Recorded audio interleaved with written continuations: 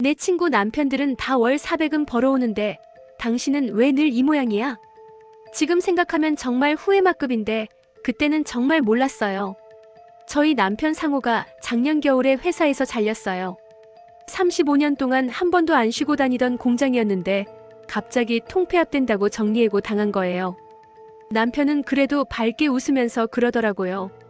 나 금방 다른 일 찾을게. 괜찮아.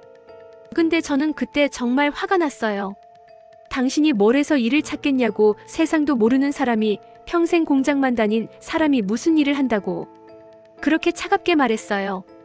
지금 생각하면 제가 왜 그랬는지 모르겠는데 그때는 남편한테 정말 실망이 컸던 것 같아요. 남편은 제 말에 아무 말도 안 하고 그냥 밥상을 치우더라고요. 그 뒤로는 점점 제 말투가 더 독해졌어요. 당신은 나이가 몇인데 아직도 공장 말고 할 줄 아는 게 없냐고. 친구 남편들은 다 어디 취직했다더라고. 그렇게 한숨 쉬면서 남편을 들들 볶았어요. 남편은 그래도 참더라고요. 괜찮다. 내가 다시 해보겠다.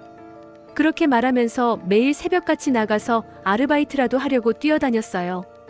그런데 바로 그 시기에 제가 운영하던 피부관리실에 한 남자분이 오셨어요. 정기현이라고 50대 중반 사업가셨는데 고급 외제차 타고 오시고 손목에 찬 시계만 봐도 수백만 원은 되는 것 같았어요. 그분이 정말 젠틀하고 똑똑하셨거든요. 저한테 이렇게 말씀하시는 거예요. 주희씨, 남편한테 인정 못 받는 건 참 슬픈 일이죠. 하지만 주희씨는 누구보다 귀한 사람이에요. 저는 그 말에 완전히 넘어갔어요. 남편이 실직한 뒤로 제 자존심이 너무 상했거든요. 그 뒤로 저는 기현씨를 자주 만났어요. 남편 앞에서 화장도 더 진하게 하고 예전보다 훨씬 자주 밖으로 나가기 시작했어요. 남편은 그냥 스트레스가 많겠지 생각했나 봐요. 근데 그게 아니었죠. 남편은 그 사이에도 매일 면접 보러 다녔어요. 근데 저는 점점 더 차갑게 대했고요. 그러다가 어느 날 저는 결심했어요. 남편이 면접 보러 나간 사이에 짐을 쌌어요. 메모 한 장만 식탁 위에 남겨놨어요. 나 이제 내 인생 좀 살고 싶어. 더는 당신과 못 살겠어. 그렇게 기현 씨랑 나왔습니다. 기현 씨가 저한테 정말 좋은 제안을 하셨어요. 6개월 뒤에 2배가 되는 투자가 있다고 저한테 기회를 주시는 거라고. 주희 씨는 그럴 가치가 있는 사람이에요. 그렇게 말씀하셨어요. 저는 남편 몰래 모아둔 적금 8천만 원을 전부 깨서 투자했어요. 결혼 20년 동안 모은 돈이었는데 한 번도 망설이지 않았어요. 기현 씨가 말씀하셨거든요. 딱 6개월만 기다려요. 우리 그때 제주도에 집 하나 장만할 수 있을 거예요. 저는 정말 행복했어요. 남편과의 답답했던 결혼 생활에서 벗어나서 새로운 삶을 시작하는 것 같았거든요. 그런데요. 딱 3주가 지났어요. 기현 씨 전화가 안 받아지기 시작했어요. 메신저는 읽힘도 안 됐고요. 투자 사무실 찾아갔더니 텅 비어 있었어요. 저는 그제야 깨달았어요. 제가 완전히 속았다는 걸. 은행 통장 확인하는데 다리에 힘이 풀려서 그 자리에 주저앉았어요. 이게 내가 바라던 인생이었나? 그렇게 중얼거리면서 울었어요. 기현 씨는 이미 해외로 도망간 상태였대요. 저는 정말 막막했어요. 돈은 한 푼도 없고 빚독촉 전화는 쏟아지고 가족들한테 연락했더니 다들 전화를 끊어버렸어요. 남은 건 빚과 신용불량뿐이었어요. 결국 저는 근처 요양원에서 요양보호사 보조 알바를 시작했습니다.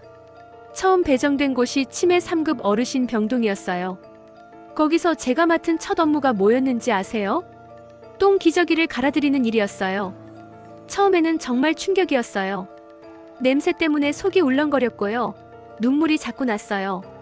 내가 왜 여기서, 내가 왜 이런 일을. 말도 제대로 못하고 울었어요. 근데 거부할 수도 없었어요. 더 이상 선택지가 없었거든요. 흰 앞치마하고 머리는 산발이 되고 액젓 냄새랑 소독약 냄새가 뒤섞인 공간에서 하루하루를 버텼어요. 그렇게 3개월이 지났어요. 그러던 어느 날 요양원에 봉사활동 오신 분들이 계셨는데요. 저는 평소처럼 복도 끝에서 어르신을 부축하고 기저귀를 갈아드리고 있었어요. 그런데 누군가 제 쪽을 바라보는 시선이 느껴져서 고개를 들었는데 남편 상호가 거기 서 있었어요. 저는 그 자리에서 얼어붙었어요. 손에 들고 있던 기저귀가 떨어졌고요. 무너져 내리듯 주저앉아서 울었어요. 남편은 아무 말도 안 하고 그대로 서 있더라고요. 저는 떨리는 목소리로 겨우 말했어요. 상호 씨, 나 좀 이야기 좀 하자. 요양원 근처 벤치에 앉아서 저는 한참을 울었어요. 그러면서 남편한테 다 털어놨어요.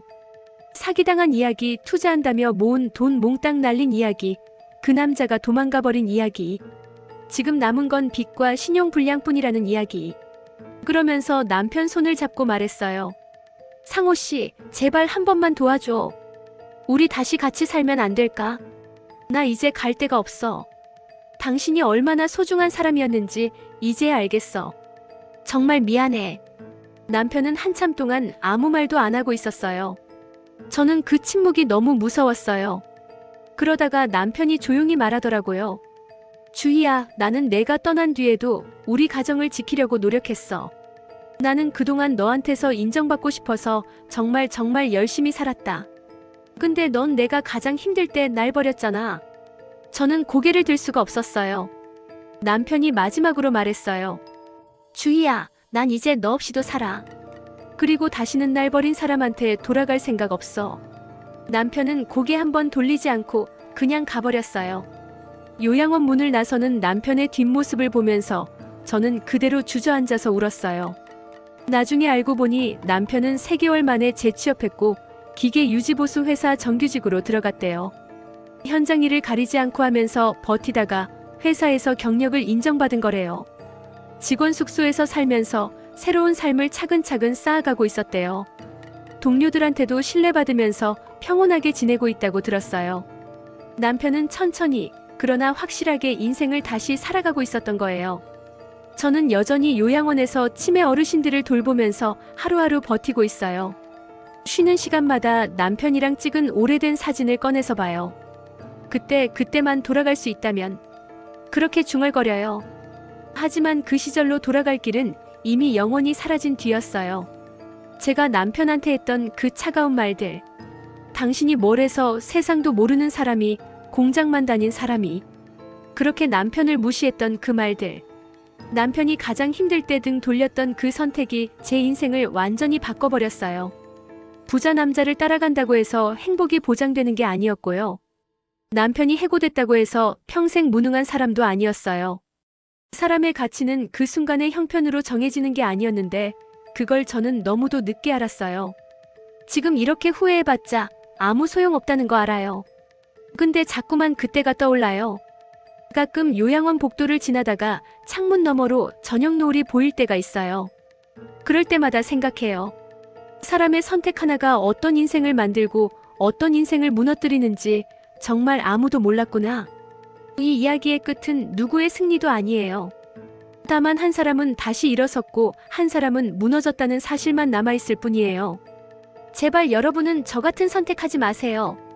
힘들 때 곁에 있어주는 사람이 진짜 소중한 사람이에요. 돈이나 겉모습에 속아서 그 사람을 버리지 마세요. 저는 그걸 너무 늦게 깨달았어요. 이제 와서 후회해봤자 남편은 돌아오지 않아요. 그리고 저는 오늘도 흰 앞치마를 두르고 요양원 복도를 걸어요. 액젓 냄새와 소독약 냄새가 뒤섞인 그 공간에서 치매 어르신들을 돌보면서 하루를 버텨요. 이게 제가 선택한 인생의 결과예요.